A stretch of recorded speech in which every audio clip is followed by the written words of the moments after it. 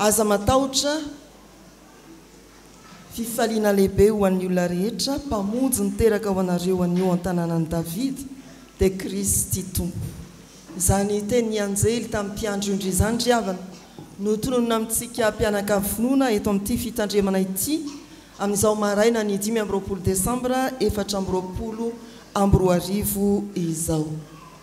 Ho aminareo ane ny fiadanana ao ianareo tompon'andraikitra isanambaratonga eto amin'ny fiangonana, ny birao, ny mpievitra ra, ny mpandray fanasan'ny tompo, ao ianareo vita batisa, ao ianareo vahoakan'Andriamanitra, ary ao izay vahiny sendra mandalo ny fidy izao fiangonan'Andriamanitra izao mba hanaterana fiderana sy fankasirana ny tompo no ho ny Krismasy.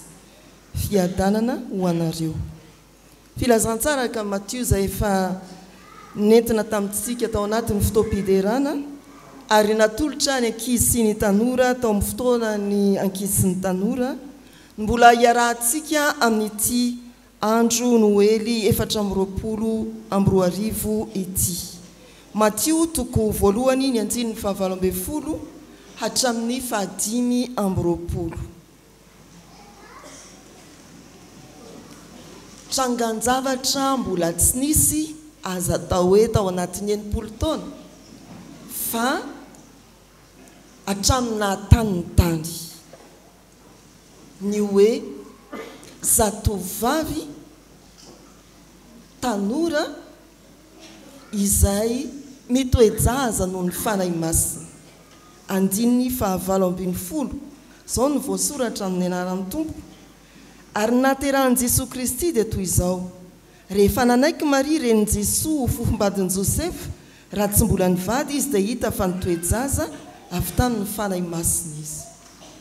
Mpifamofo i Josefa sy Maria ary voalaza ny soratra masina eto fa tsy mbola nivady izy.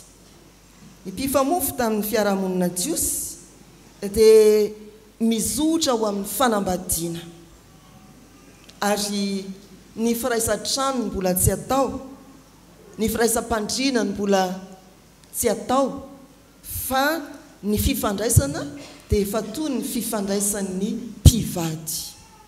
Zay ny fiainan'ny mpifamofo tamin'ny andron'i Jesosy Kristy, tamin'ny andron'i Maria sy Josefa.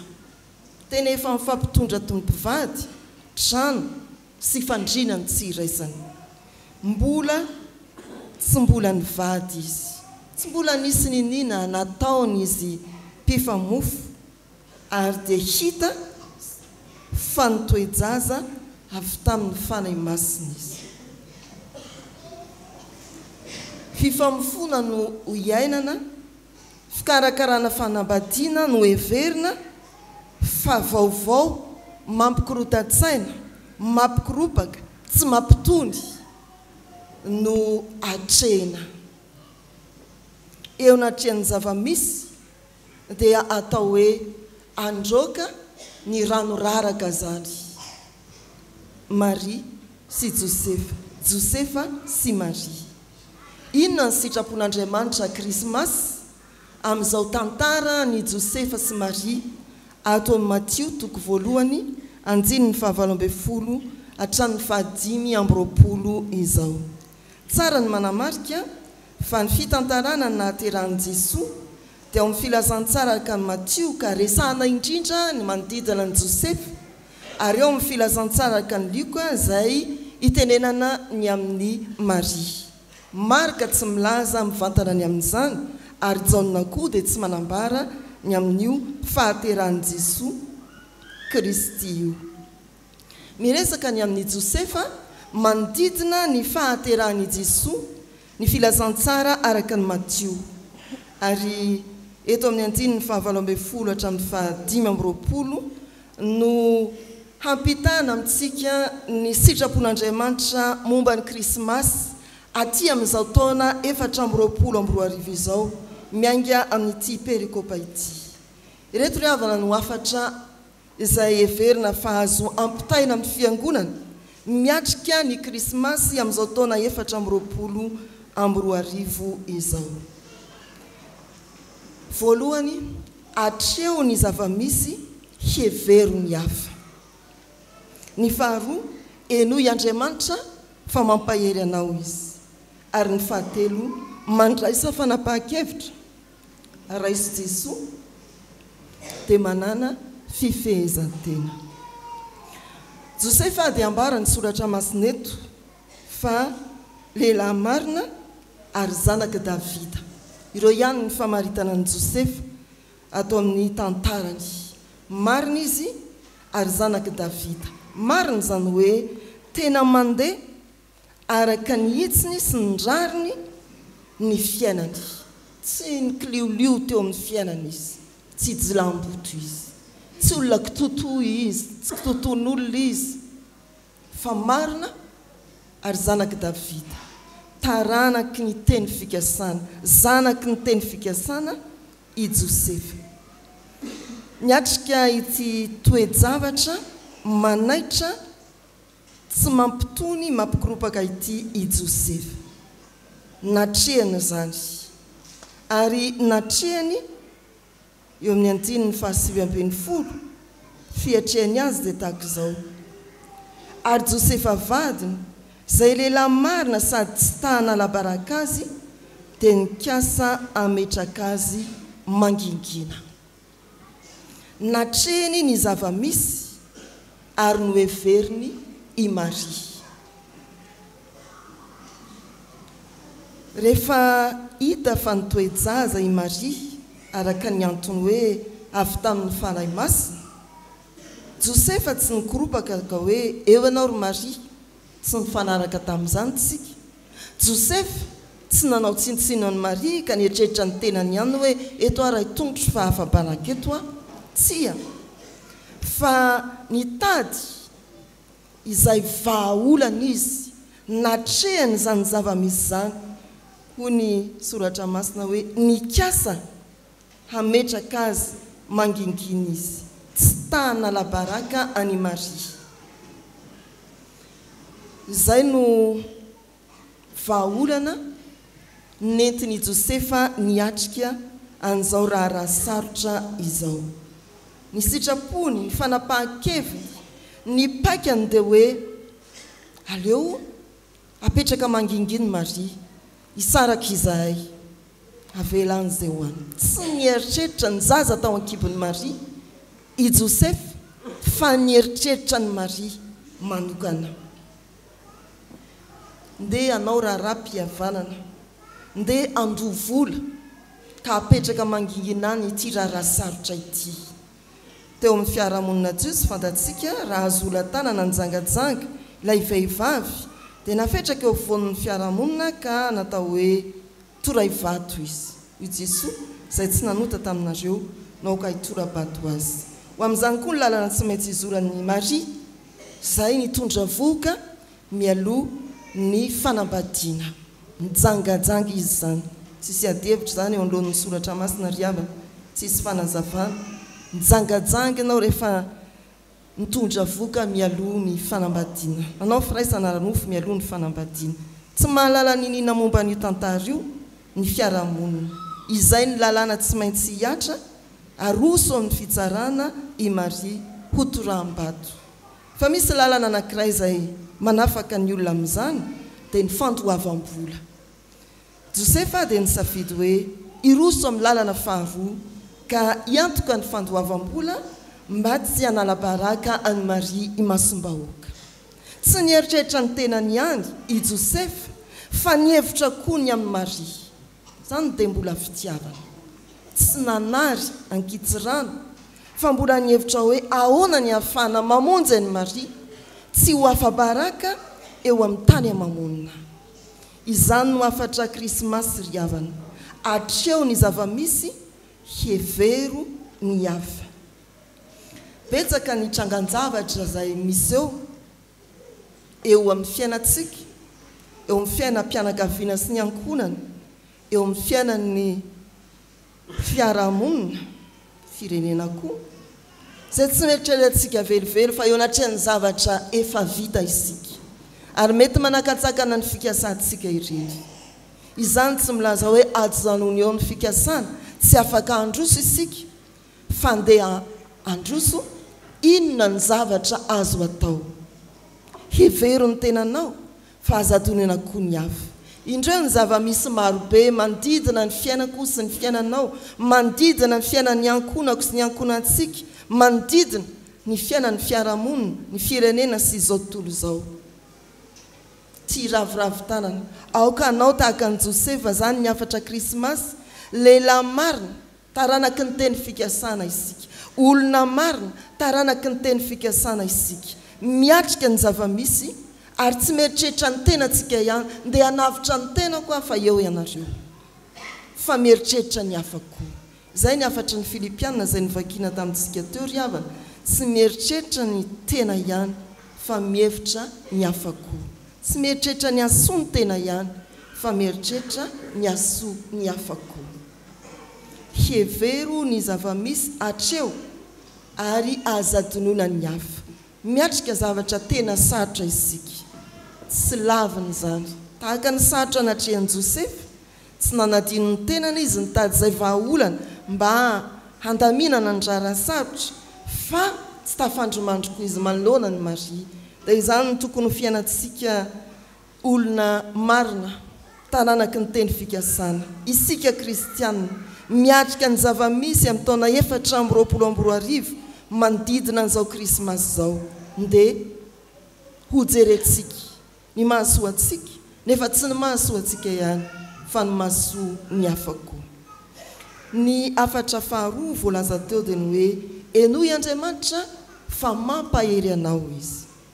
Andiny ny faharoapolo hatramin'ny fahatelo amby roapolo dia ny toriteny izay nataony anjely tamin'ny Josefa mba hanarenana ny hampaherezana ny saina, hanarenana ny moraliny manoloana ity zavatsarotra miatra amin'ny sy Maria ity.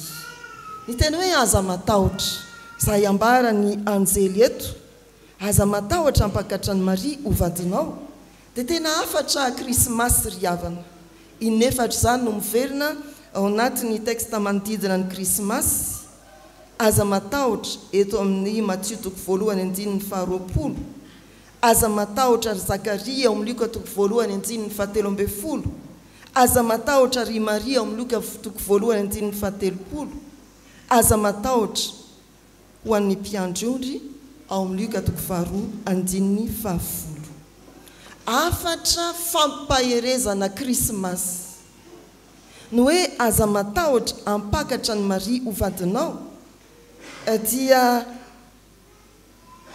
fampaherezana fa tsy fanerena, mampahery Andriamanitra amin'ny alalan'ny afatry ny anjely fa tsy manery, mampahery aza matahotra hampakary re izy tsy maninona. Fa inona koa ny fampaherezana mety tsy ho takatritsika ao anatin'izao afatry ny anjely izao, azay Maria fotsiny jerena fa izao tontolo izao. Jisoa no anarany, izy no amonjy an'izao tontolo izao. Zay ilay afatra ato amin'ity toko 1:20 hatramin'ny 7:20 ity. Ry Josefa zanaky Davida, aza matahotra hampakatra ny Maria vadinao, fa njaza ao an-kibony dia avy amin'ny fanahy masina, ka hiteraka zazalahy izay ary ny anarany atao hoe Jisoa, fa izy no amonjy ny olony ho afaka amin'ny fahotany. Amin'ny Luka dia hoe amonjy ny olona ho afaka amin'ny fahotany. Tsy Maria no eritreretinao, mampahery anao hijery an'i Jisoa ao an-kibon'ny Maria, ary eritreritra n'izao tontolo izao, izay alain'ny devoly baraka amin'ny famatorana amin'ny fahotana. Tonga Jesoa amonjy, hevero zany. Enoy Andriamanitra rehefa miatrika zavatsarotra ianao, tsy eritreritra olona tokana ianao, saingiziny tianao, fa mieritreritra an'izao tontolo izao satria tian'Andriamanitra izao tontolo izao. Ry havana malala rehetra amin'ny tompo, misy olona tena tsy te hiaina niza rehefa tojo olana, izay tiany andehanana ihany no izy olany, izay hidoniany ihany hipoahany. Misy olona indray mifanohitra amin'izany, makatsy, makaroa, mitady vahaolana ny amin'ny zavatsarotra izay hatrehana, dia adino eo ny fiainonan'Andriamanitra. na izay tsy te andreny izaniza manoloana ny olana na izay mankatsy makaroa mitotototo atsy aroa mitady vahaolana dia samy manadino tsy miaino an'Andriamanitra. Eo amin'ny tantarany Josefa miatrika ny olana mavesatra ara-petsepo ara-piaramonina dia niaino ny anjely izy. Tsy izay feon'ny fieritreretany no nataony manandanja fa ny hevitr'Andriamanitra. Tsy ny feon'ny fieritreretany Josefa no nomeny lanja fa ny hevitr'Andriamanitra. Tsy marirery ny tokony hojereny fa ilay zaza ao an-kibony izay mitondra famonjena ho an'izao tontolo izao. Ry havana, mba tsy ho tery ny saintsika amin'izao krismasy izao fa noho ny tenin'Andriamanitra mampahery mampitodika amin'ny olona rehetra. Tsy ny fianakaviantsika ihany no jerentsika, tsy izay tiatsika sy akaikantsika ihany no heverintsika amin'izao krismasy izao. Hienoy Andriamanitra mampahery anao izy. Jereo izao tontolo izao. Ahoana ny azonao atao, inona no azonao atao hitondrana famonjeny ho an'ny manodidina anao lavitra. Vavaka ve? Fanapariana hevitra ara-baiboly amin'ny tambajotra ve? Hevero izay azonao atao.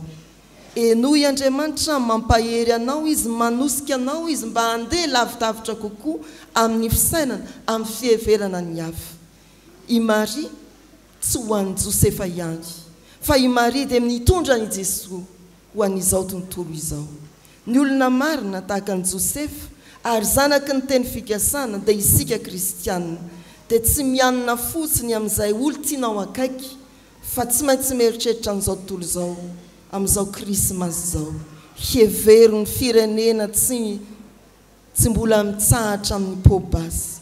Hevero ny firenena izay miaina ao anatin'ny fantrana toantsika. Hevero koa ny firenena izay miaina ao anatin'ny fantrana ara-panahy toy ireo firenena mandroso maro. Hevero zany ara-petrao eo am-pelantanan'ny tompo.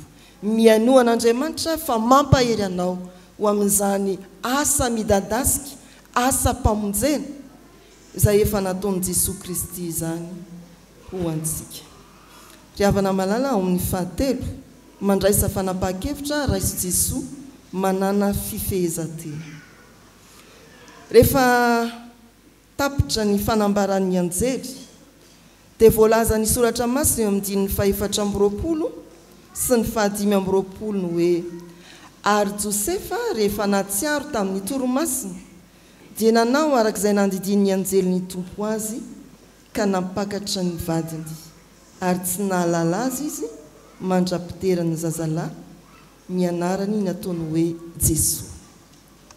Afatra krismasy 420 rehefa niatrika zavatsarotra isika ary nampaherezin'ny tompo hanana fiheverana mivelatra kokoa dia fiheverana n'izao tontolo izao izay tian'Andriamanitra ho vonjena, dia asainy mandray fanapahan-kevitra tahaka ny Josefa handray an'i Jesosy ary aina ao anatin'ny fifehezantena. Tsy nahalala azy izy mandrapitera ny zazalahy ary ny anarany nataony hoe Jesosy. Fandraisana an'i Jesosy Kristy ho zanany. Fandraisana an'i Jesosy Kristy teo amin'ny fiainany tokantranony, fa fifehezantena koa. Fanapahan-kevitra izay andrasan'Andriamanitra amin'ny olona nandre ny filazantsara dia Jesosy Kristy tonga hamonjy izao tontolo izao, dia ny fanapahan-kevitra tahaka ny an'i Josefa mandray an'i Jesosy ary miaina amin'ny fiainam-pahamasinana, mifo amin'ny toromasom-panahy, mandray an'i Jesosy dia mizotra amin'ny fiainam-pahamasinana. Io andininy 520 io ry havana dia miantso fifehezantena amin'izao krismasy izao, manomboka amin'izao andrenesanao ny soratra masina izao. Ny olona tena nandray an'i Jesosy dia manana fifehezantena. Mety ho atsika nefa ampieritreritra atsika no hoe olany ihany ny paisaka dia efa mipetraka io ry Maria fa andao atao izay atao, fa Jesosy tsy zany. Tena mbola nanaja ny maha olo marina azy izy ary niaina tao anatin'ny fahamasinana mandra-pahateraka Jesosy. Mampalahelo moa fa isika zanaky ny teny fikasana, zanaky ny fiangonana kristianina, dia tena mifanohitra amin'izany ny ankamaroany ny tanora. Tsy mariazy vita, tsy vodiondrina tao, tsy soratra tanterahana, dia efa mitondra izay entina ny zatovovavy. Ry havana malala, ny olo-marina tahaka ny Josefa, ny zanaky ny teny fikasana dia isika fiangonana. Rehefa tena nandray an' Jesosy dia mahay miaina ao anatin'ny fifehezan-tena. Mahay miaina ao anatin'ny fifehezan-tena. Fa tsy amin'ny lafin'izay ihany. Fa omaly tamin'ny 4 Desambra dia nambara fa i Jesosy dia Nazariana. Izany hoe tsy nikasika na divay azy. Izy amintsika tsy ho Nazariana ve an'io Krismasy? Dia mba hanetry teny tsy kasika. Hoy ana mazivazy ny dekona taty amin'ny famaranana fotoana hoe raha pitsy zany sika tsy mahazo mihinana sakafo misy dipoavatra. Satria izay ny Nazariana tsy mihinan-kinana zavatra tahaka izany mba tsy hitenenana zavatra hafa. Ny olona nandray an' Jesosy ry havana dia manana fifehezan-tena andramo ka izaho fa tsara Jesosy. Ny tsy fahaizana mifetena no anisan'ny antony anankiray mampikoroso ny fiainantsika. Araka ny Genesis 3 fa na amin'ny fiainana andavanandro azy rehefa tsy mahay mifetena ianao, ny vola rehetra na ohatrinona na ohatrinona omenanao dia ho lany ihany, tsy ho ampy foana.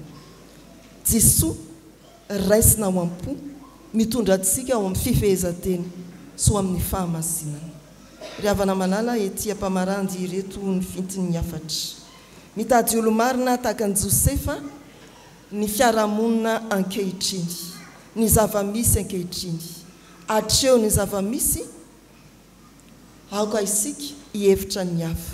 Eno i Andriamanitra fa ampahery anao izy ary mandraisa fanapahan-kevitra handray an'i Jesosy hiaina amin'ny fahamasinana. Ho an'Andriamanitra ny voninahitra. Amen.